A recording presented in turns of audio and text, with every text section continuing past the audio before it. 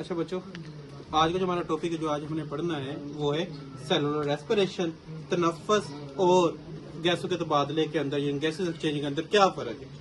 तो आज हमने इन तीनों चीजों के दरमियान फर्क पढ़ना है। तो पहले नंबर पर जो हमारा सेलुलर रेस्पिरेशन है, इसमें होता क्या है कि खुराक की ऑक्सीडेशन की जाती है। सेलुलर रेस्पिरेशन अंदर आपने करना क्या होता है, खुराक की ऑक्सीडेशन। उस खुराक की ऑक्सीडेशन के लिए आपको ऑक्सीजन की जरूरत होती है। खुराक की ऑक्सीडेशन के लिए आपको किसकी जरूरत होती है? आपके सेल के अंदर क्या मौजूद हो? ऑक्सीजन मौजूद हो। अब जब खुराक की ऑक्सीडेशन के लिए हमें ऑक्सीजन की जरूरत है, अब इसकी ऑक्सीडेशन से होता है कि हमें तवानाई मिलती है। इसकी ऑक्सीडेशन से हमें क्या मिलती है? तवानाई हासिल होती है। अब इसकी ऑक्सीडेशन से क्या होता है, खुराक के अंदर जो कार्बन हाइड्रोजन CH बॉन्ड है इनको तोड़ा जाता है। खुराक के अंदर जो कार्बन हाइड्रोजन बॉन्ड क्या जाता है? तोड़ा जाता है। उस बॉन्ड के तोड़ने से जो एनर्जी खारिज होती है उसको ATP में बदला जाता है। एनर्जी किस में बदला जाता है? ATP में, एडिनोसिन ट्राई फॉस्फेट में बदला जाता है। अब जब गैसों के तबादले से क्या मुराद है?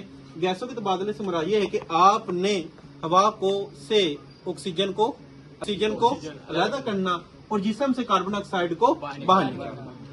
गैसों के तबादले में होता क्या है, हवा को जब आप फेफड़ों के अंदर लेकर जाते हैं तो उससे में से आपने क्या करना है कि ऑक्सीजन क्या कर देना है? इलादा कर देना है। और जब हवा को जिस्म से बाहर निकाला जाता है तो उसमें कार्बन डाइऑक्साइड को शामिल कर देना। ये कहलाता है गैसों का तबादला। जब तनफ्फुस क्या है, हवा को फेफड़ों में दाखिल करना आपका और हवा को फेफड़ों से बाहर निकालना तनफ्फुस कहलाता है। सिंपल सा बस। इसमें गैसेस एक्सचेंज की टर्म इस्तेमाल नहीं होगी।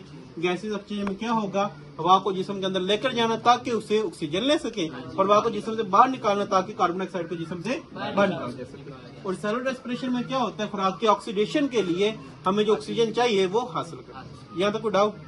तो ये तीनों में मेजर फर्क है और इन तीनों की डिफाइन भी बस आप इसी तरह से लिख सकते हैं। ओके।